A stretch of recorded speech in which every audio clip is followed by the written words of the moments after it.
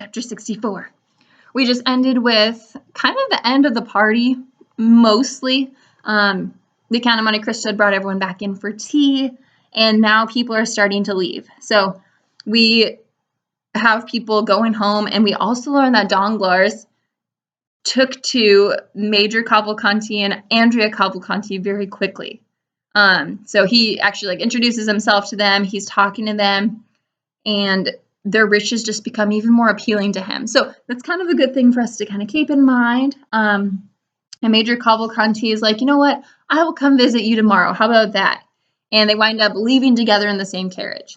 And so Andrea, of course, he probably would have taken the same carriage, we would think, with his father, but he does not. And so Andrea has to leave alone. And so he steps out of the house. He goes a couple feet, and then he's stopped by some strange looking, I'm going to say a homeless looking man who's just like, hey, Benedetto. And so Andrea's like, oh no. And this is not good. So Andrea's like, okay, yes, you can take a carriage with me, come with me, whatever. Because Andrea doesn't want anyone to know who he really is. He thinks that he has the Count of Monte Cristo fooled. So remember that, the Count of Monte Cristo took in these two men based on the recommendation of Abbe Busoni and Lord Wilmore, actually. It was Sinbad, right? And so he took in these two people, so he doesn't know who they really are. And so, anyway, Andrea wants to keep that a secret. So in the carriage, we find out who this kind of crazy-looking man is. It's Caderousse. This man has somehow escaped from prison. Remember, he should be in prison for life. For killing his wife, for killing the jeweler, running off with all this money and jewels. He should be in jail right now, but he's escaped. And he's intrigued by all this wealth that Andrea seems to have. And we know Caderousse. We know Caderousse loves the money. So he's a very greedy man. And so Benedetto keeps asking Caderousse, what do you want? What do you want? What do you want from me? I want you out of my sight, basically. And so Caderousse finally is like, Benedetto, I won't say anything to the Count of Monte Cristo about who you really are, as long as I'm given a monthly payout of about 200 francs every month. How's that sound? And Benedetto finally is just like, fine, because he wants to keep this arrangement with the Count of Monte Cristo. He doesn't want to ruin it for anything. He's got a pretty good gig right now. He's a villain, but whatever. He's getting some money out of it. And so he's like, fine, go. And so Caderousse leaves. Don't know where he's going, but we will see if we see him again. That's the end of the chapter. We got chapter 65. So we have the guests that returned home, most of them. However, we get to watch Debray. So Debray takes a quick little detour and he goes straight to Madame Danglars. So he gets there, he's talking to her, he's questioning her about the emotions that she had at the party. It's interesting that he's talking to her about this because it almost seems like he knows her better than her own husband. He's like, I know you. You don't ever act as weird as you did tonight when we were in that bedroom at the Count of Monte Cristo's place. What was wrong? And she just keeps telling him everything's fine. It was a moment that I had. It's done. It's over with. Don't worry about me, please. And so she sits down next to him. She's wearing this loose-fitting dress. Her husband soon walks in. And she is shocked because she has told her husband in the past, no, when I'm receiving guests, Debray, you need to stay out of it. You need to stay away. And so we also need to understand, and hopefully you've understood earlier on in the book, that this is not a normal just friendship that they have. It's kind of weird for a woman in this time period to just be receiving a man individually if that man is not her husband or if that man is not also with her husband. So they're having some sort of relationship here. So heads up, in case you didn't catch it, there's some weird stuff there. Her and Debray have a little affair going on. So anyway, she's shocked by her husband walking in, and she's even more shocked when he tells Debray, it might be good for you to, go tonight. And so she's like, you don't tell Debray to leave. No, I need to sit here and talk to him. We have things to discuss. And he's like, I have to give you a quote.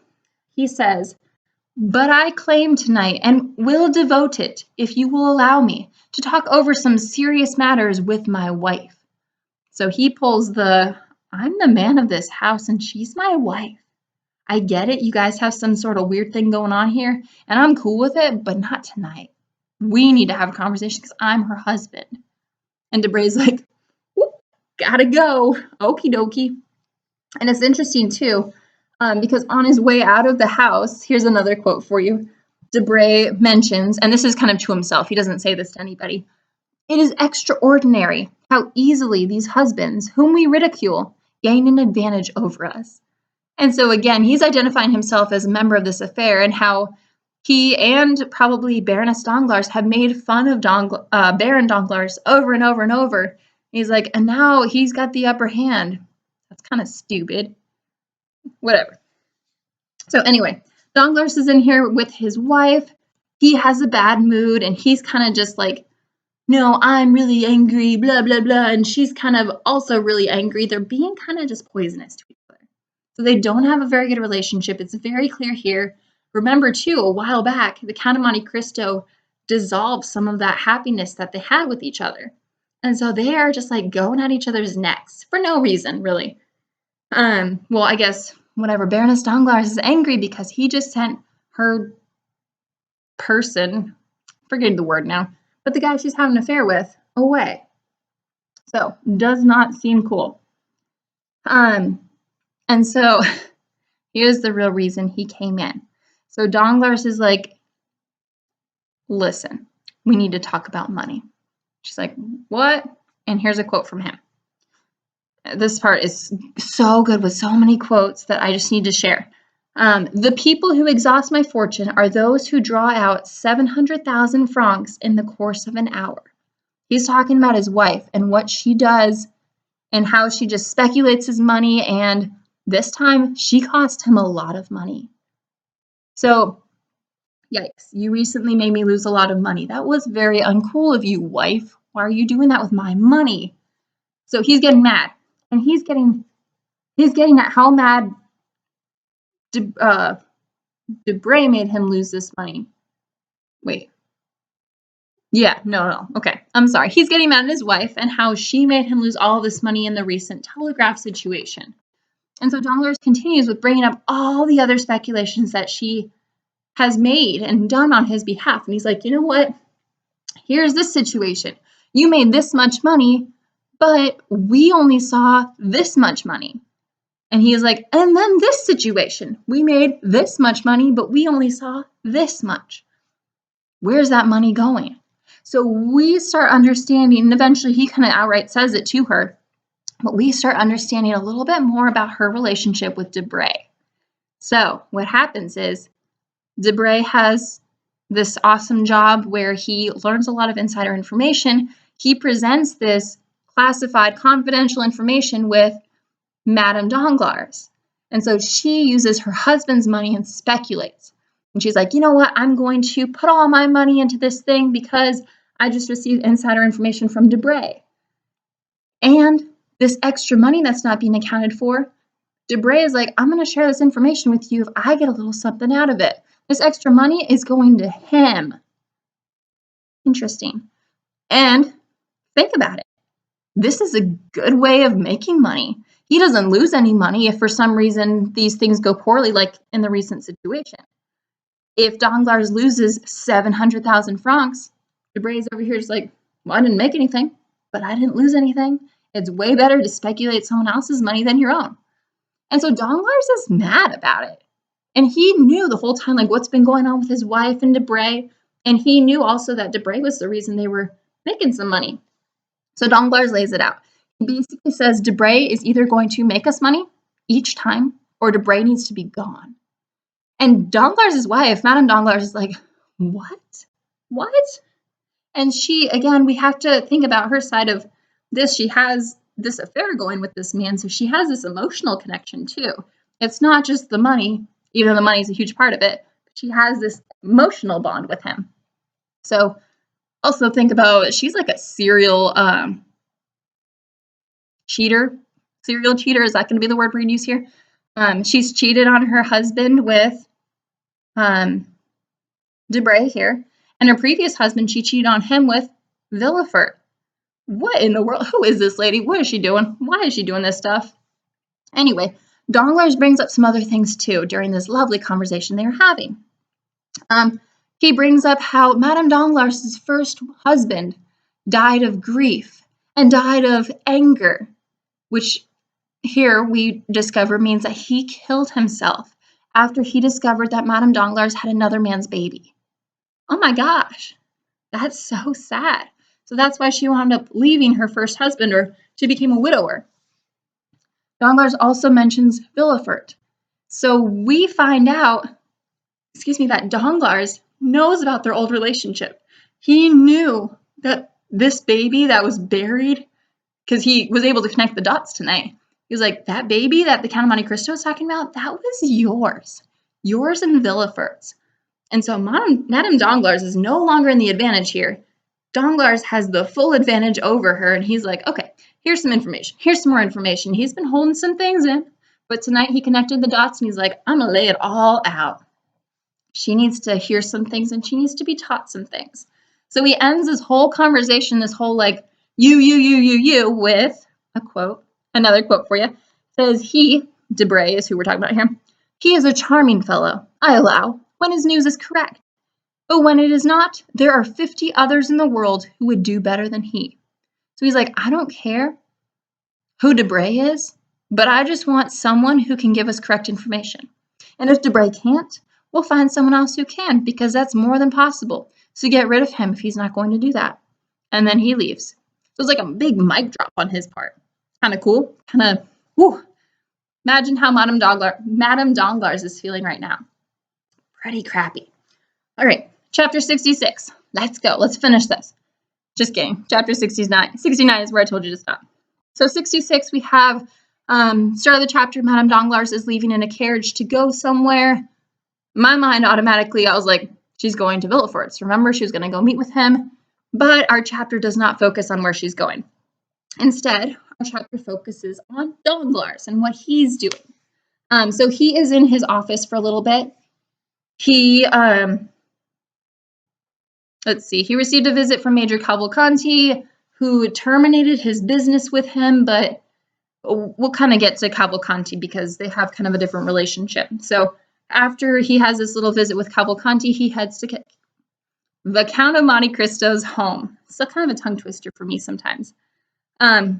When he gets to the Count's home, the Count makes this show of, this is just funny, not necessarily super important, but he makes this show of Abbe Busoni coming into the room and leaving the room, and then out comes the Count of Monte Cristo. And we know that this is the same person, and so it's just kind of hilarious to think of Edmond Dante being like, let me put on my Abbe outfit, walk out, walk in this way. Let me real quick put on my Count of Monte Cristo outfit and go back out.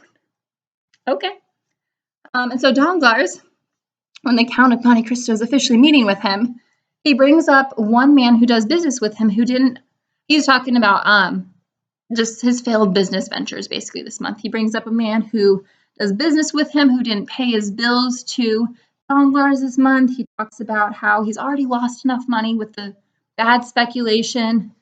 And the Count of Monte Cristo is like, if you keep going in this direction, you keep losing so much money, you probably won't have any money after 6 months. And this is so bad. And Danglars is like, oh my gosh, let's not talk about that. And so Danglars quickly changes the subject and he starts talking about the Cavalcantis.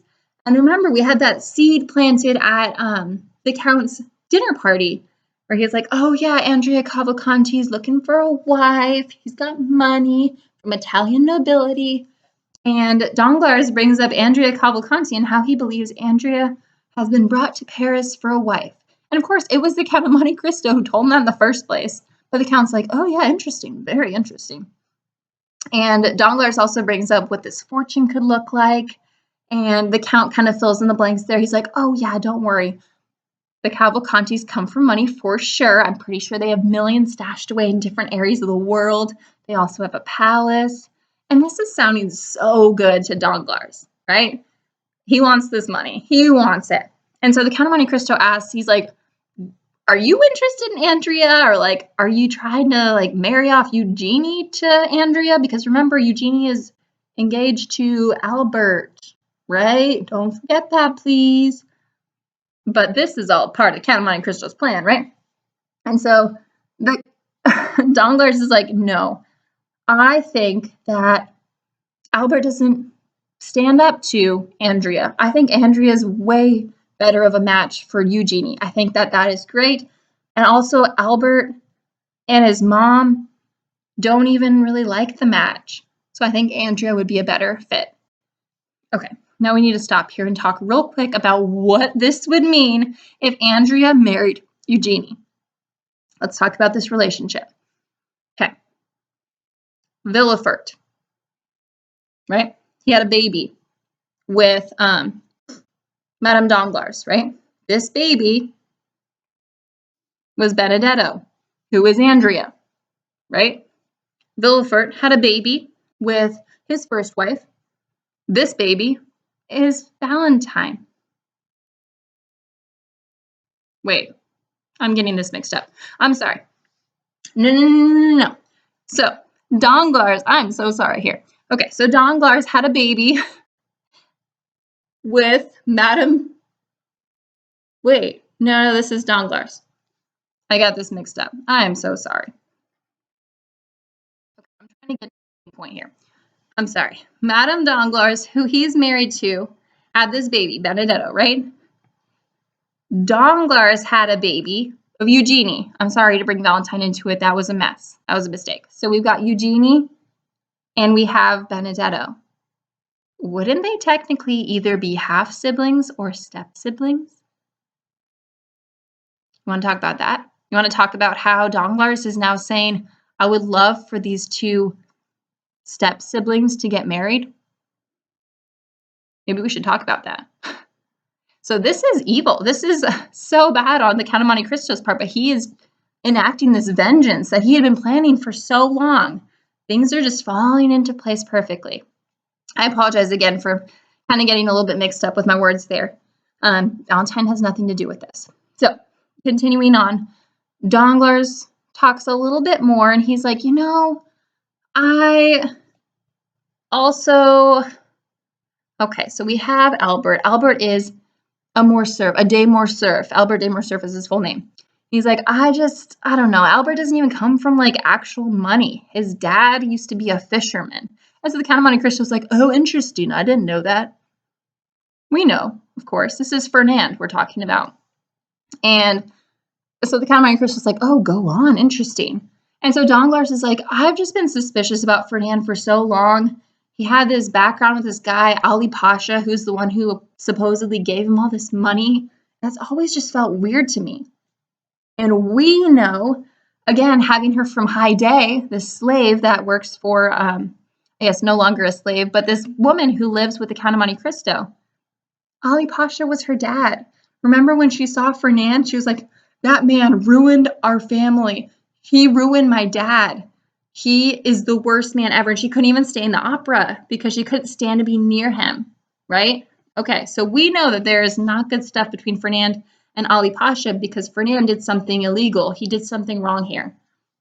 And Danglars is like, what should I do about that? I just don't like Albert as a good match. And I need some reason to like pull them away from each other and just to say, you know what? I think Andrea is a better match for my daughter. And so the Count of Monte Cristo is like, maybe you should look into his background. That could be interesting. And Danglars is like, okay. I'll write to some people and see what the background on Ali Pasha is there. And I'll go ahead and give information that I find out to you, okay, Count? And the Count of Monte Cristo is like, perfect. And of course, we know that there's sketchy background there. Danglars doesn't, but everything is just falling into place.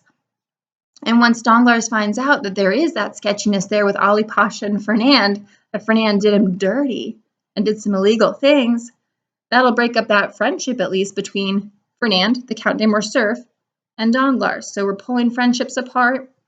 Things are going great here. That's the end of chapter 66. We're in 67 now. So 67, now we get to kind of follow Madame Danglars and where she went, which was indeed Villefort's office. Surprise, surprise. So they had to go meet, and we have immediately some irony because she's sitting right in front of Villefort, and she's like, I feel so guilty. And she's sitting in the seat where so many others have sat and felt really guilty in the presence of Villefort. This is his job to like convict people, basically. And so, irony there. But he is talking to Madame Danglars, and he's like, I have to tell you something. For so long, let me start from the beginning. And so he says that the Count of Monte Cristo was lying when he said that he dug up a baby's bones in a box. And she was like, what are you talking about? Like, we buried that baby out there, did we not? And Villefort's like, we had the baby, right? We thought the baby was born dead. It was a stillborn. But when I went to go bury the baby, I was struck. I almost died. Someone hit me with something, some sort of assassin got to me. I had 6 months of recovery. During that 6 months of recovery, I could not stop thinking about this baby that we buried. And so, of course, if something kind of travels through your mind so frequently, he wanted to act on it. And so he wound up going to this house with the intention of digging up the baby. I don't know exactly what it would accomplish other than just to maybe, calm his mind and be like, okay, this actually happened. The baby died. This is it. This was real. I don't know. But either way, he got to the house. He dug up the area. He even dug up the area around where they would have buried the baby. Nothing at all. And so he's talking to Madame Danglars. He's like, what if this man that hit me dug up the baby, saw that the baby was still alive, and made off with it? And I think this is reasonable of a reaction, but Madame Danglars is like, did you bury my baby alive?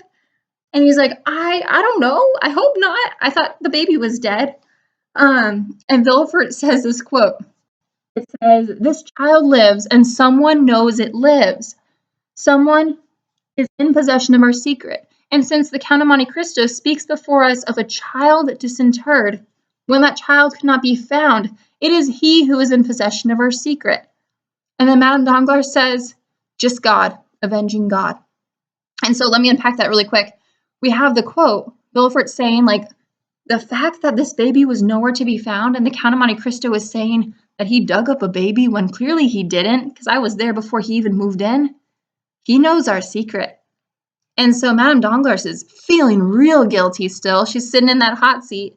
And she's saying that Count of Monte Cristo is basically playing God. She's like, just God, avenging God. This is him playing this role of, we did some evil, and so now this evil is being done to us. And so Villefort reveals that he looked into the child's whereabouts. He just could not let this rest. He discovered that there was a foundling hospital, kind of like an adoption area. Where babies can be adopted, and an orphanage. There we go. Thank you. And he's saying he found out that the baby was there, but there was a mom that picked up the baby about 6 months later, or a woman, I should say, not the mother. And they just couldn't track her whereabouts after that. So they don't know what happened to the baby, but the baby lived. And so, of course, Madame Danglars is like, oh my gosh, my baby is somewhere. My baby is alive. He just dropped a bomb on her. And then the chapter ends with Villefort saying and warning her, be careful. Don't say anything to the Count of Monte Cristo. He knows things. I'm going to get to the bottom of this. I'm going to find out what I can about this man, who he is. Okay? So just sit tight. Don't say anything. Don't do anything. Got it? Good. This poor lady. I don't know if you can, you can blame them. They did some bad things. But do they deserve this? That's for you to decide. So chapter 68, we have 2 more. So Albert arrives back in Paris. He arrives back in Paris with his mom, and he immediately goes to the Count of Monte Cristo. We know how much Albert loves the Count of Monte Cristo.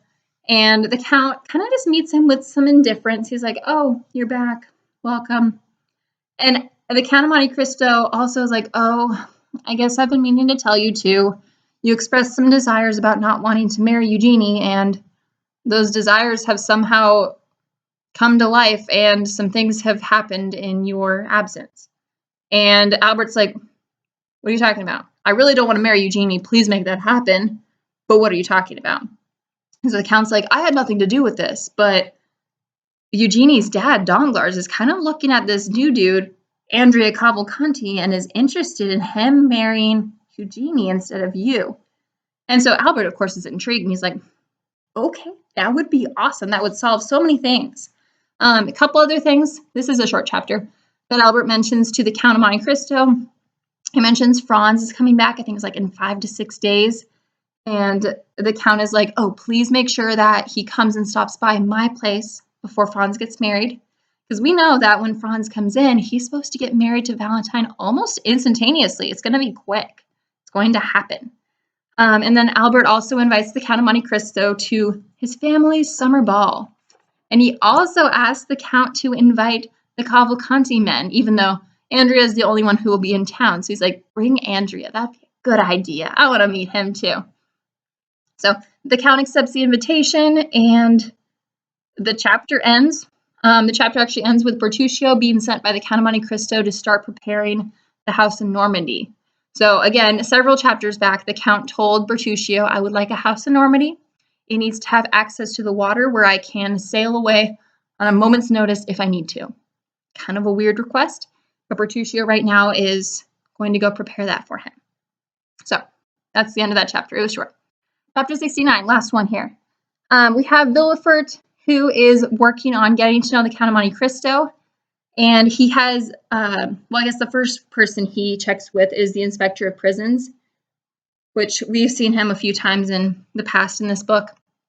And all the information he is able to get from the Inspector of Prisons, because this guy has a lot of background info on a lot of people, is, and I have a quote here, the person called the Count of Monte Cristo is an intimate acquaintance of Lord Wilmore, a rich foreigner, who is sometimes seen in Paris and who is there at this moment. He is also known to the Abbé Busoni, a Sicilian priest of high repute in the East, where he has done much good. This is hilarious because we know all three of those characters are all Edmond Dante. And so it's like, okay, good luck getting to know who the Count of Monte Cristo is if you have to ask two people who are the Count of Monte Cristo in the first place. It's just funny how he's woven this web. And so what Villefort does is he sends the police commissioner to go chat with the Abbé Busoni first, because again, both of these people are in town, both the Abbé Busoni and Lord Wilmore. They're in Paris for one reason or another, I don't know. So Abbé Busoni receives this man. So again, imagine Edmond Dante getting all ready, getting himself looking good in his new disguise for the police commissioner. And so Abbé greets him, and he's like, oh yeah, let's talk about this guy. Count of Monte Cristo, his family name is Zacconi. And so I'm just going to kind of read through a little bit of information that is revealed to the police commissioner. None of it seems very informative to us.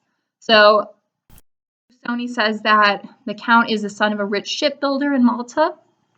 He bought the island of Monte Cristo in order to obtain his title that he now has. He has one enemy, and that is the Lord Wilmore.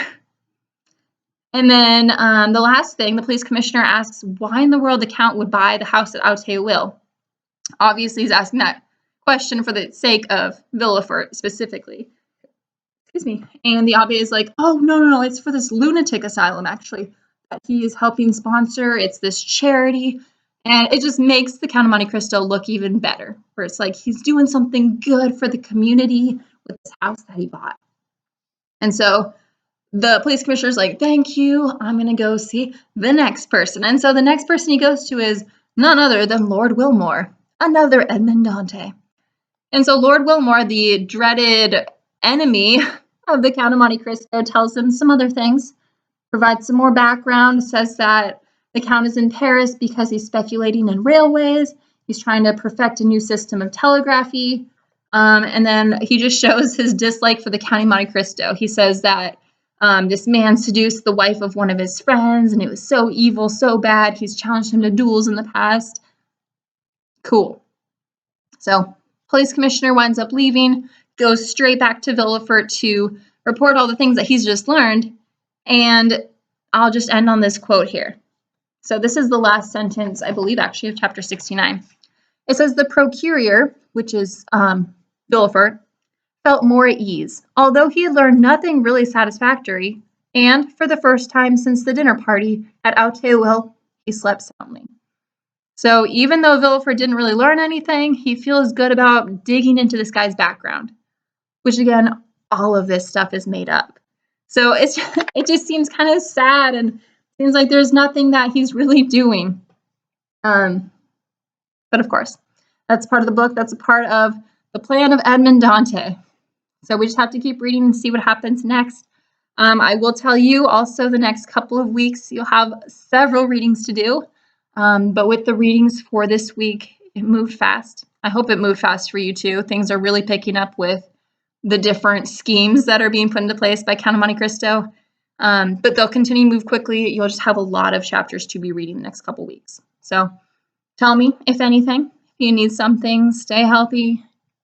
I don't know, work on your hobbies, do good things, be good to the people around you. I know we're all kind of cooped up right now, and I miss you.